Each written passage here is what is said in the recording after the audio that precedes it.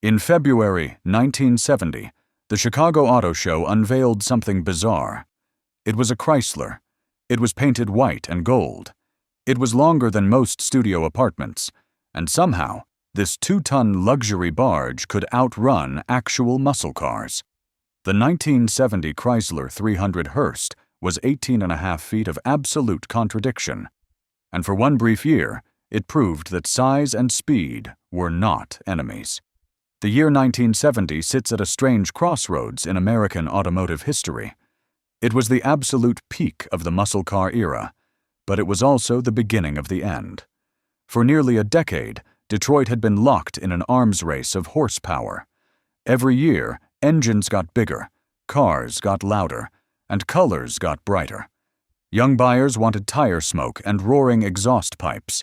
They wanted speed measured in quarter miles, not gallons per mile. But by 1970, the party was ending. New government regulations on emissions and safety were coming. Insurance companies were raising rates on high-performance cars, pricing young drivers out of the market. The muscle car boom was about to go bust. Detroit knew it, so they decided to throw one last massive celebration before the lights went out.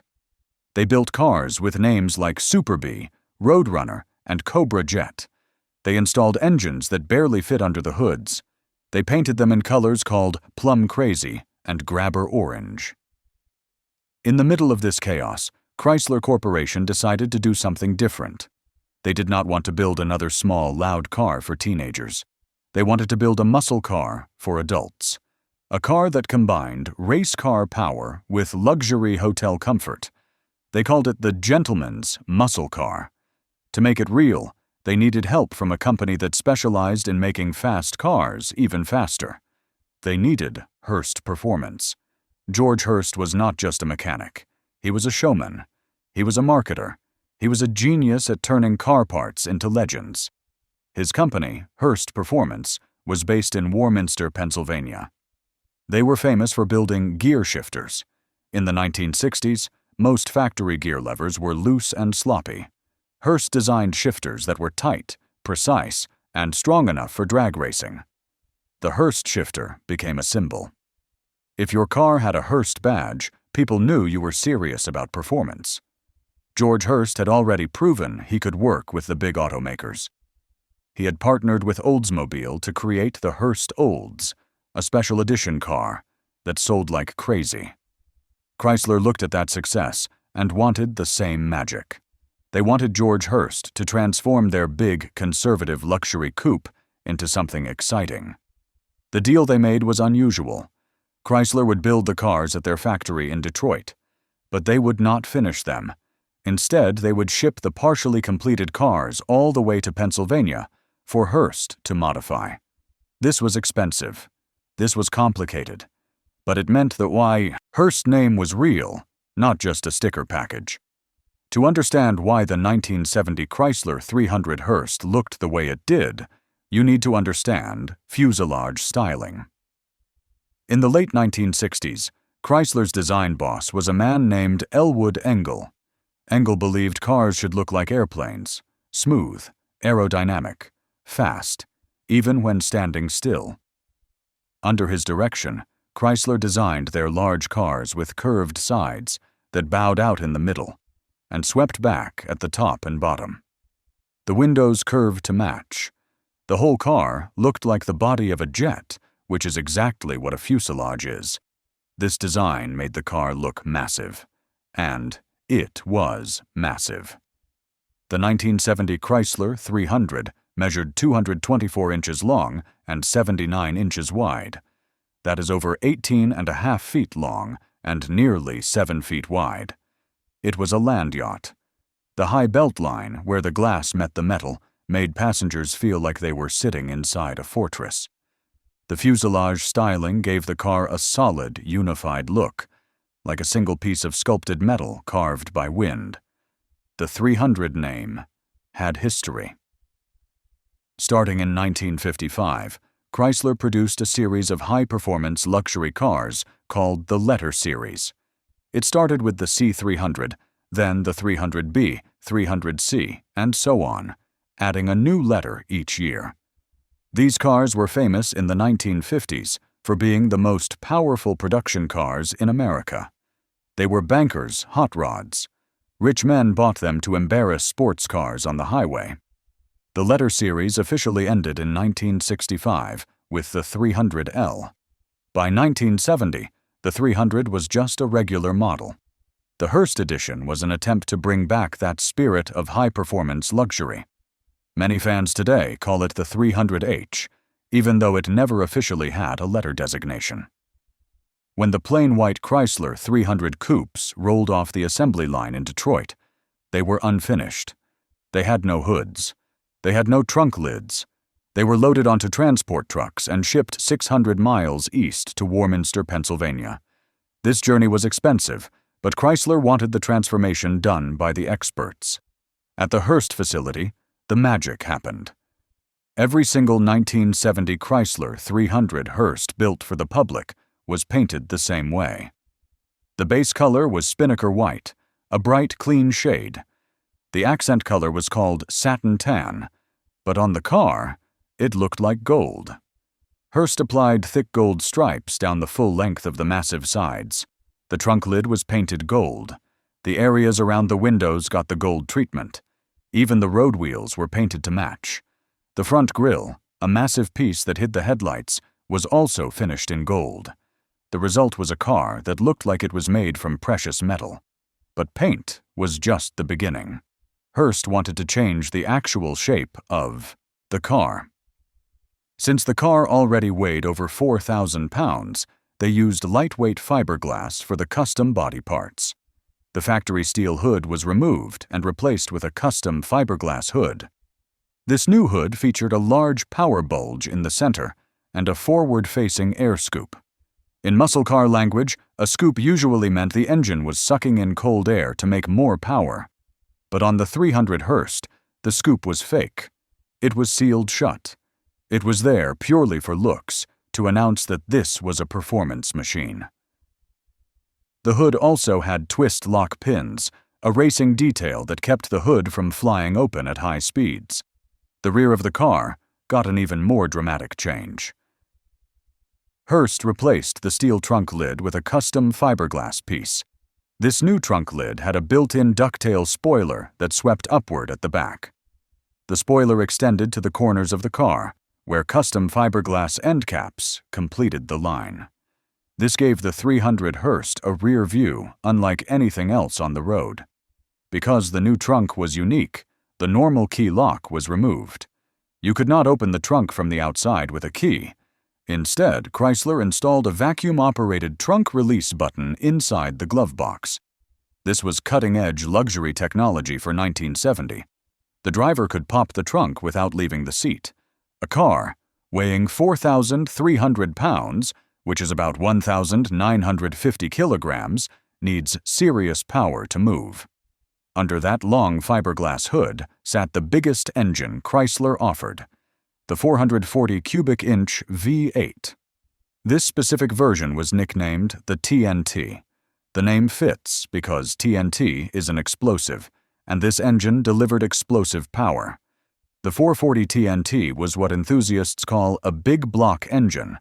It was designed to make massive amounts of power at low engine speeds, which is exactly what a heavy luxury car needed.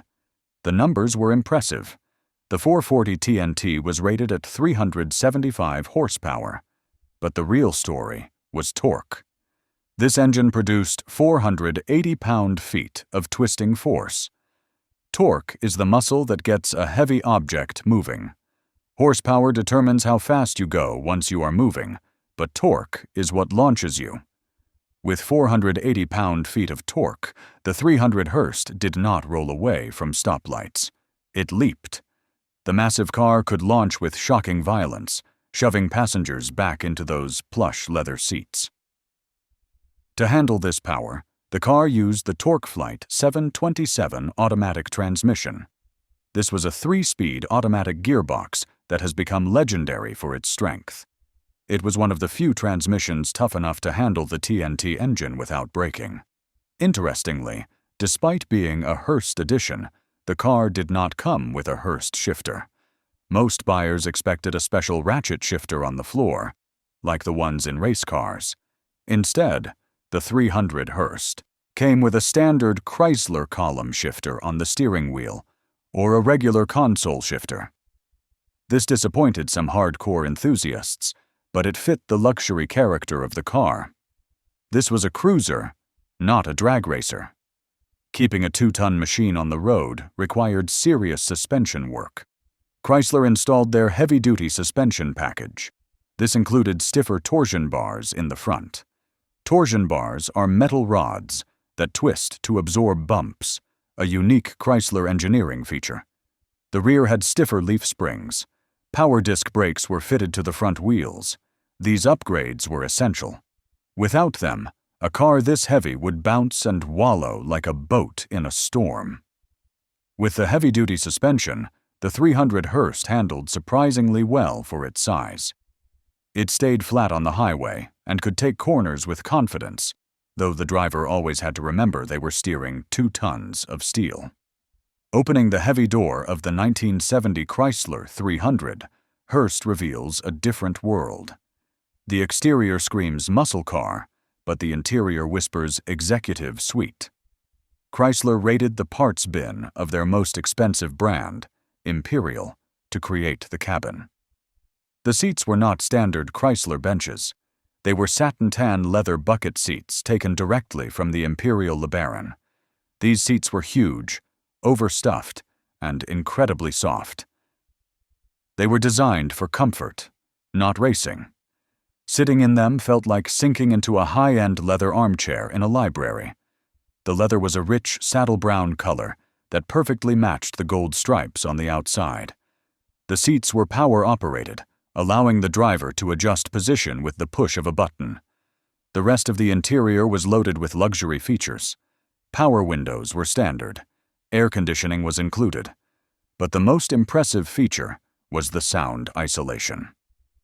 Chrysler used a special mounting system where the front suspension and engine sat on a separate subframe, isolated from the passenger cabin by rubber mounts. This meant the interior was incredibly quiet. The roar of the TNT engine was reduced to a distant hum. Passengers could talk in normal voices even at high speeds. This contrast defined the 300 Hurst. Outside, it looked aggressive and loud. Inside, it was silent and plush. The violent power of the engine was masked by the luxury of the cabin. This was a car that could cross the entire country in a single day, leaving lesser cars behind, while the driver arrived fresh and relaxed. Building the 1970 Chrysler 300 Hurst was a logistical puzzle. The process started at the Jefferson Avenue assembly plant in Detroit, Michigan. This was Chrysler's home territory. Here, workers assembled the chassis, installed the 440 TNT engine, and fitted the Imperial leather interior. The body was painted Spinnaker white. But the car was not complete. It left the assembly line without a hood or trunk lid, a skeleton, waiting for completion. These unfinished cars were loaded onto transport trucks and shipped approximately 600 miles east to Warminster, Pennsylvania. This was a significant expense. Shipping hundreds of cars halfway across the country just to finish them added considerable cost and complexity to the project. It showed how committed Chrysler was to making this partnership work. They wanted the Hurst experts to do the work, and they were willing to pay for it. At the Hurst facility in Warminster, the transformation happened. Technicians installed the custom fiberglass hoods and trunks. They applied the gold stripes by hand. They painted the wheels. Because much of this work was done by hand, the 300 Hurst was, in many ways, a hand-finished vehicle. No two cars were perfectly identical the way robot-assembled cars would be. Each one had tiny variations, small differences in stripe placement or paint thickness that made them unique. Finally, the completed cars were shipped back to Chrysler dealerships across the United States. They arrived as special limited edition models. Dealers often placed them in the center of the showroom floor to attract attention and draw crowds. One of the most fascinating parts of the 300 Hurst story involves the convertible that was never supposed to exist. According to official brochures and sales materials, the 1970 Chrysler 300 Hurst was only available as a two-door hardtop coupe. You could not walk into a dealership and order a convertible. The option didn't exist. However, convertibles are a crucial part of the car's legend. We know with absolute certainty that one convertible was built. This car was not for sale to the public. It was constructed specifically for Hurst Performance to use as a promotional vehicle. This convertible traveled to racetracks all over the country. It was driven around the track before races to pump up the crowd.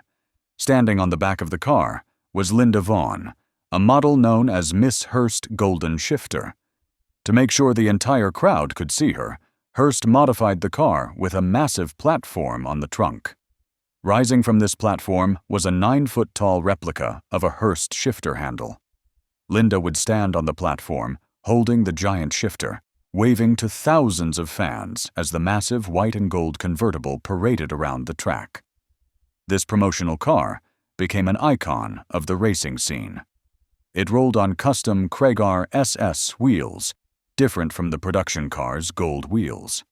The car is well documented in photographs from the era. It still exists today as a prized piece of automotive history, carefully preserved by collectors. But here is where the story turns into legend. For decades, rumors have circulated among Chrysler enthusiasts that a second convertible was built at the factory. The story says this second car was perhaps intended for a Chrysler executive or as a backup for the promotional team. The legend claims this car was involved in a serious accident when it was nearly brand new, perhaps with only a few hundred miles on the odometer.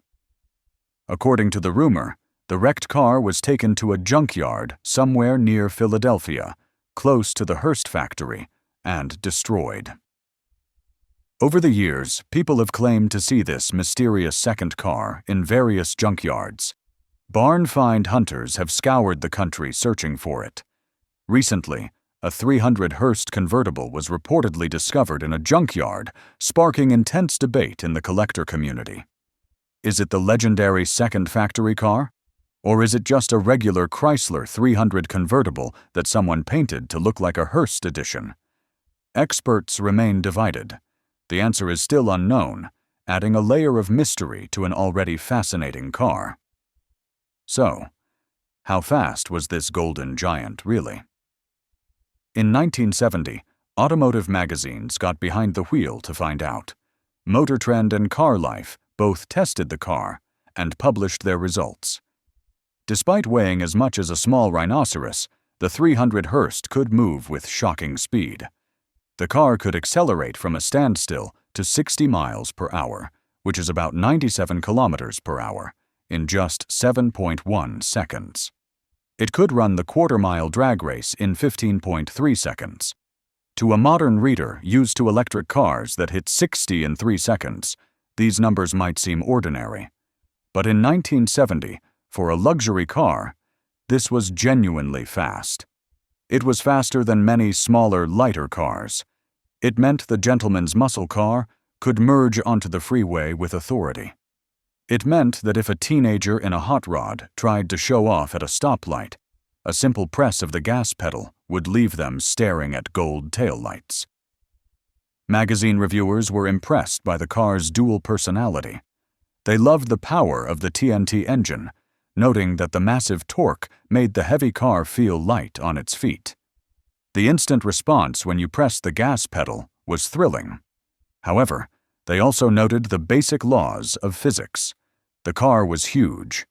In tight corners, the body would lean to the side, a phenomenon called body roll. The power steering was very light. You could turn the wheel with one finger, which was great for parking, but did not give much feedback at high speeds.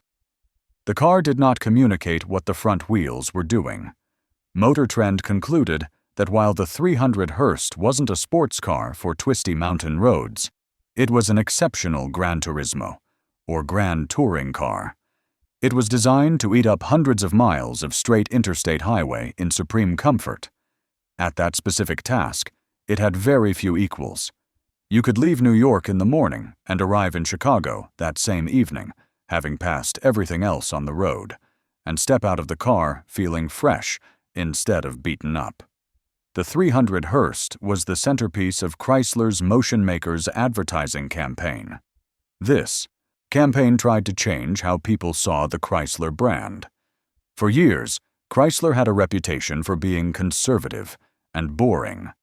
They made cars for bankers and accountants. The Motion Makers campaign tried to show that Chrysler could be exciting. The ads were different from traditional luxury car advertisements.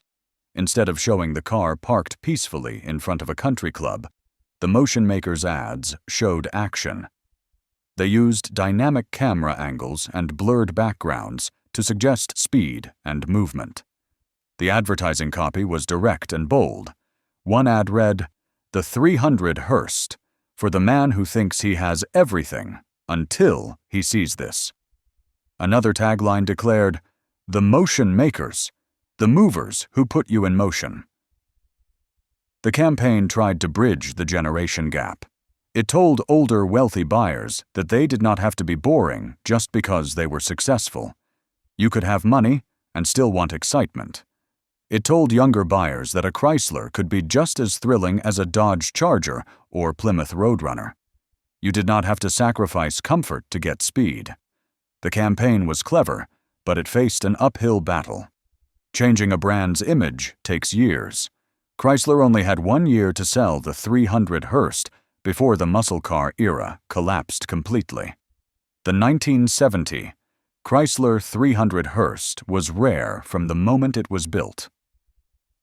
The exact number of cars produced is debated among historians, but most agree on a range. The generally accepted production total falls between 485 and 502 units. Some sources suggest 485 hardtops were sold to the public. Others round the number up to 500. The Chrysler 300 Club International Registry suggests 502 total units when you include the special promotional convertible. Regardless of the exact number, building only around 500 cars makes it incredibly rare. For comparison, Ford built tens of thousands of Mustangs every single month in 1970. The 300 Hurst was never meant to be a mass-market car. It was a special edition, a limited run, a collector's item from day one. Because these cars were special and expensive, many owners kept them in garages and took care of them. However, they were still products of the 1970s, which meant they were made of steel that could rust. The massive size of the car also worked against its survival. When gas prices skyrocketed in the 1970s after the oil crisis, big cars with big engines became too expensive to drive. Many were simply scrapped because they were not practical anymore. The Chrysler 300 Club International maintains a registry of surviving cars. They estimate that fewer than 300 of these cars exist today. Finding one in good condition is very difficult. Finding one that has not been modified or repainted is even harder. In 1970, the Chrysler 300 Hurst cost around $5,900. That was expensive for the time, roughly the price of 2 Volkswagen Beetles. Today, a restored Chrysler 300 Hurst is a valuable collector's item. Auction results show prices ranging from $40,000 for a decent driver-quality car to over $65,000 for a pristine, low-mileage example with perfect documentation. Because they are so rare, they do not come up for sale often. When one does appear at auction, it attracts attention from collectors who want the ultimate example of fuselage styling and the pinnacle of the gentleman's muscle car concept. The 1970 Chrysler 300 Hurst was a one-year wonder. It was not produced in 1971. The muscle car era came to a crashing halt shortly after its release. Rising insurance costs made high-performance cars unaffordable for young buyers. New emission regulations strangled engine power. The 1973 oil crisis made big engines impractical. Gas went from cheap to expensive almost overnight. Suddenly, Nobody wanted a car that got 10 miles per gallon. The 300 nameplate itself eventually faded away. It became just a trim level on other, smaller Chrysler cars before disappearing entirely in the late 1970s. The glory days of big, powerful, luxurious American cars were over. But the legacy of the 1970 Chrysler 300 Hurst lives on. It proved that a luxury car didn't have to be boring. It proved that a car could be big, comfortable, and incredibly fast all at the same time. It showed that you did not have to choose between power and luxury. You could have both. Today, the 1970 Chrysler 300 Hurst stands as a monument to a specific moment in American history. A moment when gasoline was cheap, highways were wide and empty, and the only limit to a car's size and power was the imagination of men like George Hurst and Elwood Engel. It remains the ultimate gentleman's muscle car, a gilded giant that refuses to be forgotten, a two-ton contradiction that could embarrass sports cars while their drivers sat in air-conditioned comfort. In a world where cars are getting smaller, lighter, and more efficient, the 1970 Chrysler 300